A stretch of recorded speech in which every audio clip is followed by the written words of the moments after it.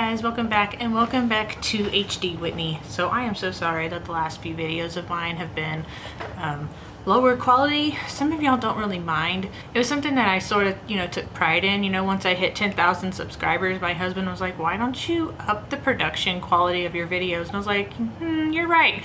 And since I used to do wedding photography, I have this big DSLR camera that most of the time just sits because I haven't been shooting, I haven't been doing any kind of photography since I had my kids. So it was a productive way for me to use my camera instead of letting it just sit. I've been working with one of my friends on here. He also does reactions. His name is James. I'll put his channel down in the description so y'all can go check him out in case you haven't come across his channel yet. But I've been working with him a little bit, trying to get his channel up to 10,000 subscribers. Finally convinced him to monetize his channel, so I've been helping him with like his tags and his ad placement and things like that. His goal was, to hit 10,000. I was like, I remember when I hit 10,000, that's when I started using my big camera. And I started to feel kind of bad that I quit using it. But I quit using it because the setup I have over here with my huge monitor and stuff, there was no space for me to set up my DSLR, because I have it, like currently right now, I have it sitting on 1, 2, 3, 4, 5, 6, 7, 8, 9, 10, 11 VHS tapes, because I don't have a tripod small enough that can support this behemoth of a camera. And I have it about 2 feet away, and there was no space for me to put it, on the table the way my setup is over there. So I decided to just move my setup to where I used to film, which is just, my setup is over there, and I just moved it this way.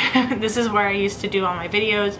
So I just moved it back, and once this back room is done and I have my setup done, then I will try to have a specific spot for my camera, a specific spot for everything. So I decided to move my little station back over here as far as filming. And yeah, that was a really long intro, but I just wanted to say sorry for the iPhone quality videos. I know some of y'all have said in the comments y'all don't mind the quality, but it was something that bugged me, so I decided to go back to it.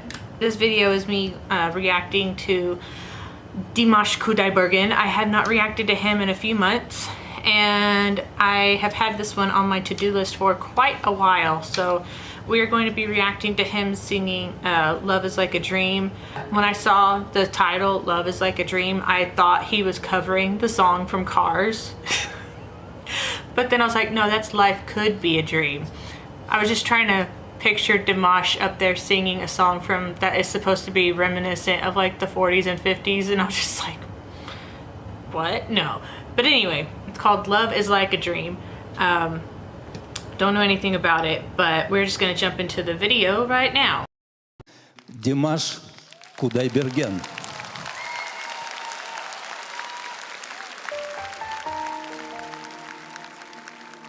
Lady with her phone.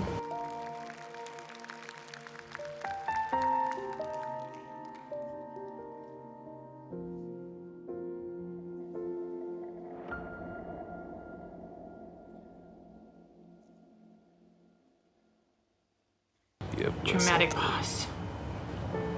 Как в зеркало смотрюсь, отражение потерять свое боюсь.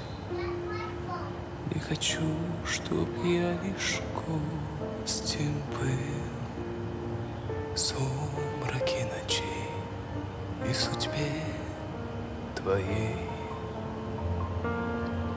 Я люблю тебя, как любят в жизни раз.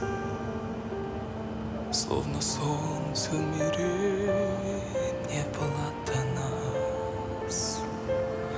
От забот и мелких ссор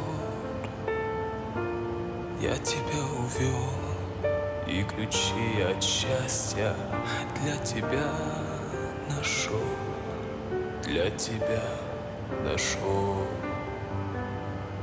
I haven't heard his low voice before. Pause.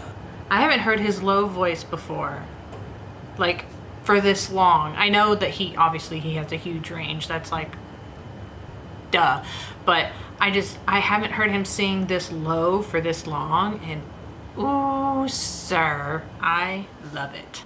I love the low voice. I love the bassy sound that I don't hear very often from him. It's just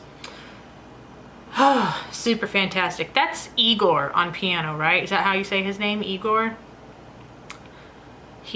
I like them together. Anytime they have a song, like anytime that they're paired together, I always like the performance. It's just always super duper awesome. На сон сердец хрустальных перезвон, твое волшебное люблю. Я тихим эхом повторю, любовь похожая на сон, счастливым сделала мой дом, но вопреки законам сна, пускай не кончится она. I'm waiting for the big, belty, projecting Dimash.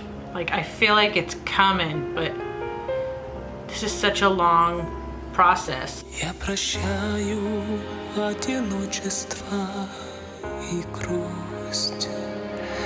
Ты сказала в них, я больше не вернусь. Так бывает только в сладком сне, но любовь у нас наяву сейчас. Мне в глазах твоих себя не потерять, до разлуки нам любовь не разменять. И не мысли I can feel it. мечтой заслужил я это счастье быть с тобой, быть всегда с тобой. Любовь похожая на сон, сердец хрустальных перезвон, твое волшебное люблю. Я тихим эхом повторю, любовь похожая на сон. Oh, that note is so pretty. Счастливым сделала мой дом, но вопреки законам сна, пускай не кончится.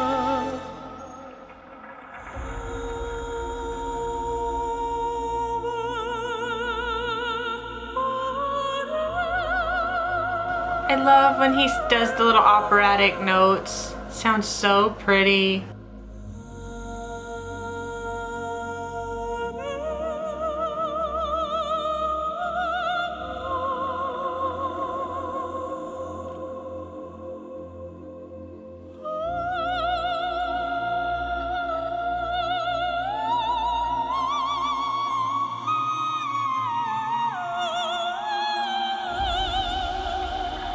He is something else. Oh, that's interesting. The heartbeat sound at the end. Oh, it's not over. Okay. Just kidding. Here we go. There's the Dimash I was waiting for.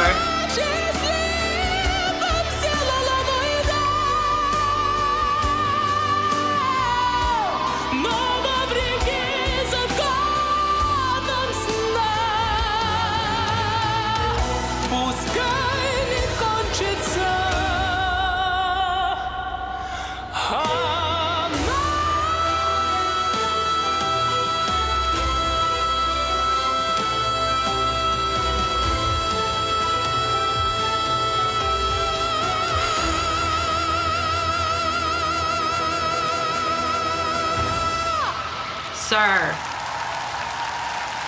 Браво! My goodness. Потрясающий тандем. Talk about a build-up. So I knew that belty, projecting, sounding Dimash was coming, but it was like taking so long. It was like the slowest build-up ever, but I knew it was gonna come. Then I thought, oh, he did a little bit, and then I thought the song was over, and then you hear this heartbeat noise, and I was like, is that it? And then he got, there's like this look on his face, and then I was like, oh, nope, we're not done yet. I love the operatic notes. I don't know if y'all could hear me over his singing. I try to not talk over people when they're singing, because I just try not to, but I love when he does the operatic sounding vocalizations, whether it's him doing like the type of thing, or if he's singing like slurred notes, and he's doing all these pretty little things. That's probably my favorite thing that he does. I think that's why I like his interpretation of Ave Maria so much, because there were no words, and I was like, I'm not even mad about it. Like, I was anticipating him to start singing the actual song, like sing the words and everything, but then he never did. It was just like this continuous note, and I was just like, I was waiting for it, and I was a little disappointed that he didn't actually sing the song, but I wasn't mad that he didn't sing the song. You know what I mean? Like, I kind of liked that it was just vocalizations. I thought that was just, it was just different, and I just really liked it.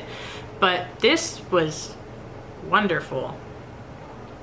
I don't know what else to say except that he never disappoints me. But I loved those low notes. I love that I haven't heard, like I said like when I paused the first time, I haven't heard him sing in his lower register for too long. Like, he'll go into his low register for a little bit, but he doesn't stay there very long. It's usually for just like a phrase or two, then he goes back to either a mid-range or a higher range. But he stayed down in the low range for a while, like a good minute or so. And then he slowly, that was another thing. I wonder if they did that on purpose. The lower he sang, the slower moving the song was, and then the higher he got, the more like dramatic that it got. And then he started, belting and projecting and doing all this wild stuff with his voice, and the more acrobatics he did with his voice, the more dramatic the music got. And oh, it was just so well done. I loved this so much. I think this might be one of my favorites that he's done so far, but I think I'm gonna have to end this video here, or I'm just gonna keep repeating myself. So that's been it for this video. If you like these kinds of videos where I react to things, then please hit the subscribe button. Don't forget to hit the notification bell to be notified when I have new videos coming out, and I will see you guys in the next one. Bye.